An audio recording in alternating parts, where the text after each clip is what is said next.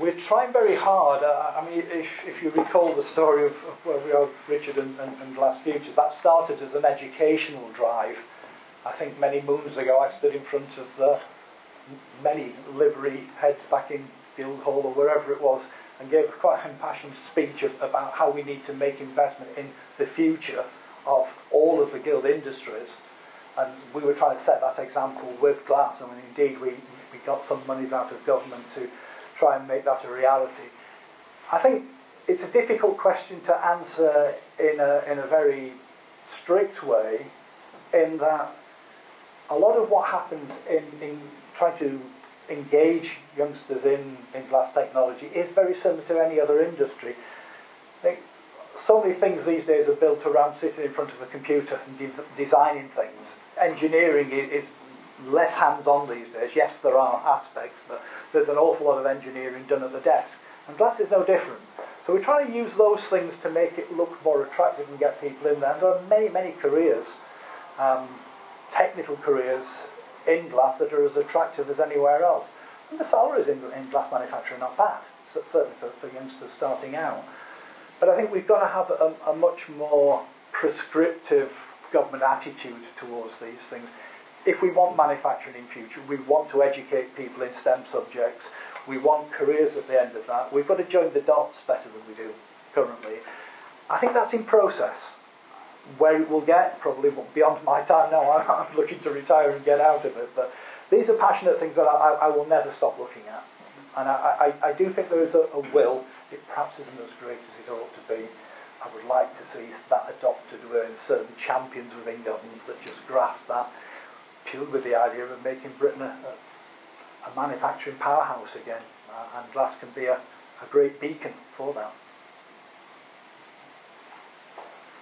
Jane?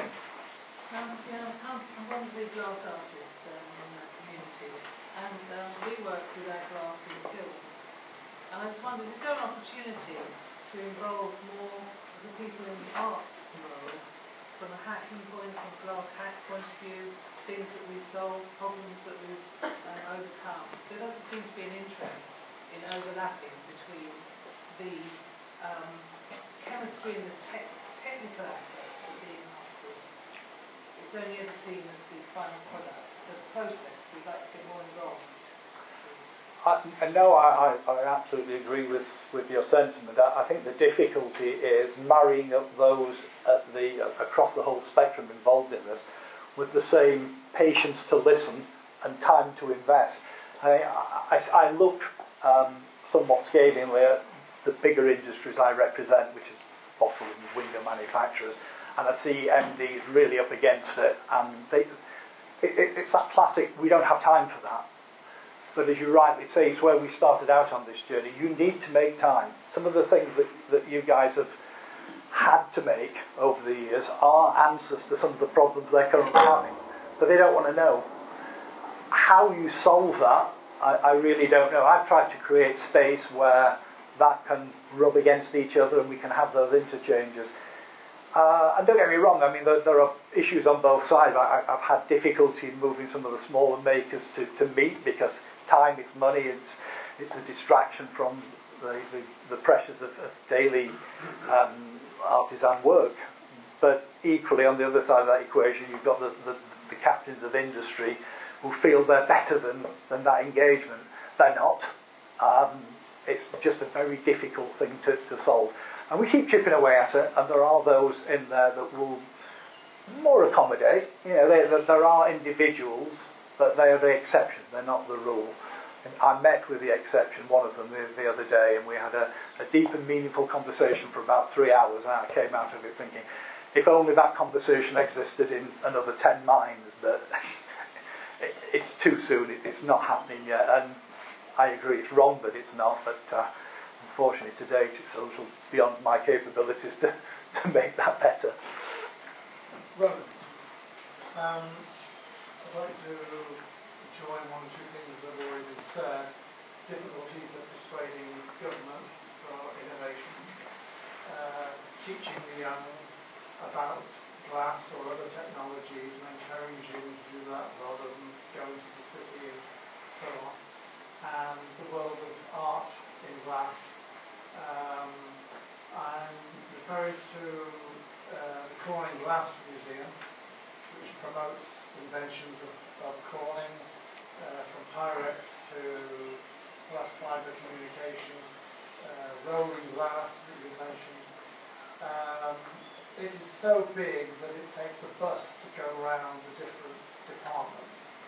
And we have a much smaller, but a museum in St Helens, the World of Glass Museum. Very familiar with it. Has lots of nice spaces, but it is sad there isn't more promotion of glass and what it offers in those spaces. Is there any prospect of all these industrial developments that you've referred to actually being introduced into those wonderful spaces? Of course there are prospects. The reality is in the difficulty of engineering that as something, during the Donald Trump, making the deal for it to happen. It really is very difficult to engage those that probably have most influence. You talk about the Corning Museum. If you go out to Mainz in Germany, Schott have a very similar setup there. They're more modest about how they portray it, but they are almost mirror organisations in what they do. And I used to go out and lecture in Mainz, and I was always absolutely blown away by the things that they were involved in and how quietly they just got on and solved problems.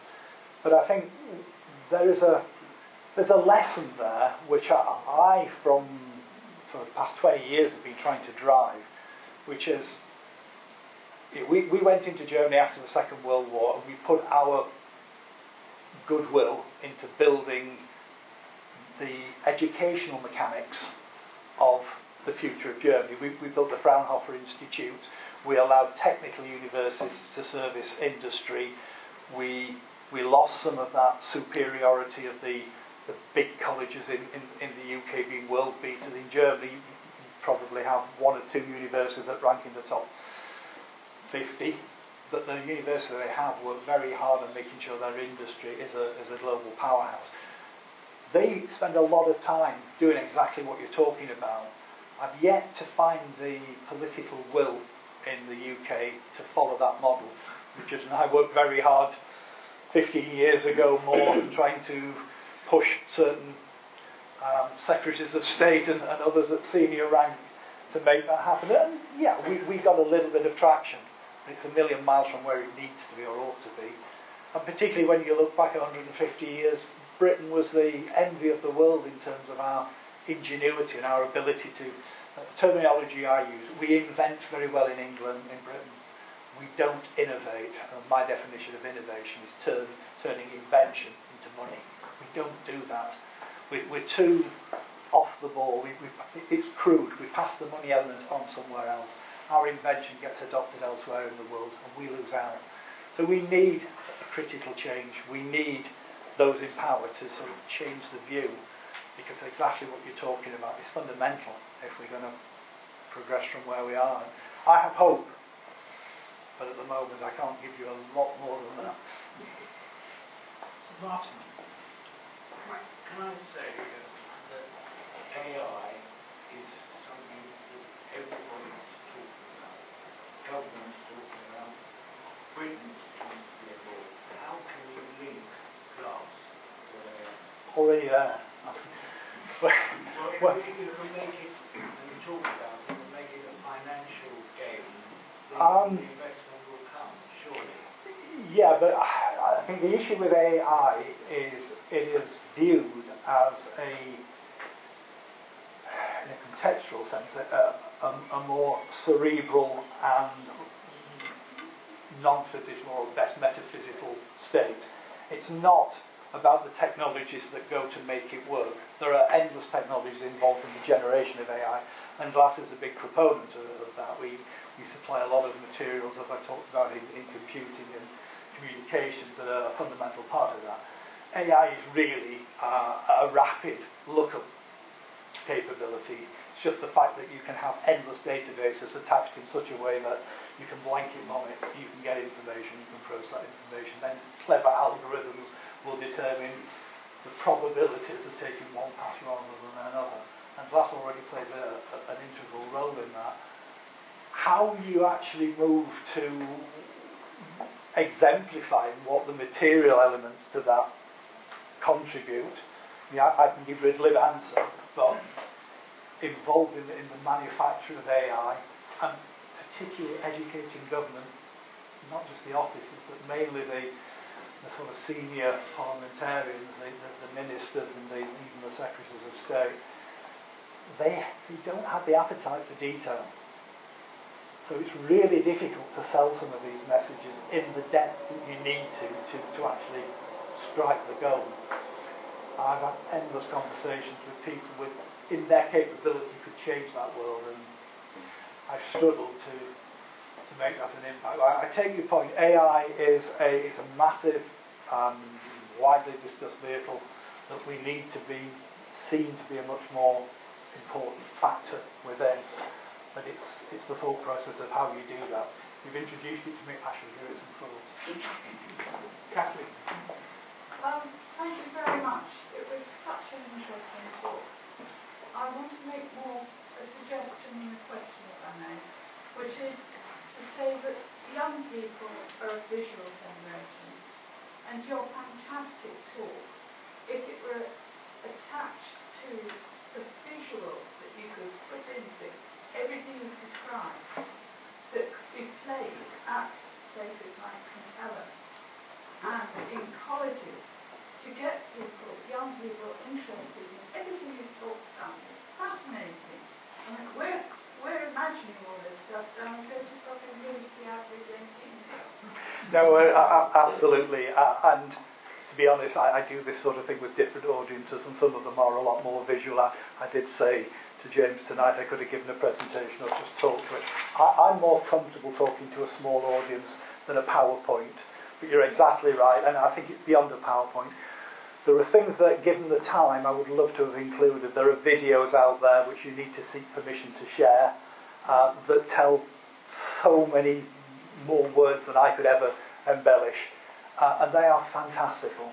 There's a video on YouTube, if you want to look it up, it's called something like A Day with Glass. It's a Corning video, and I have used it at various events, but it's 10 years old now, and it shows just there's a young child talking to her parents, and she plugs the car into what's happening, reminds her it's her grand's birthday, and presses a button and flowers are sent, and then they get to a bus stop and it's choosing what's happening, and it's the whole environment. It goes into a medical procedure, and it's phenomenal. And at the end of it, there's no words at the end of it, it just says, and all of this is already available 10 years ago. So yeah, we're not pushing it the way that we should. I'm at the wrong end of my career to be doing this, but I need to see people coming along with the same spark and passion, and to Martin's point, with the burning desire of, if AI is the future, how do we embed that thought process in there, that this is a vehicle for that? And it's a vehicle for all of these things.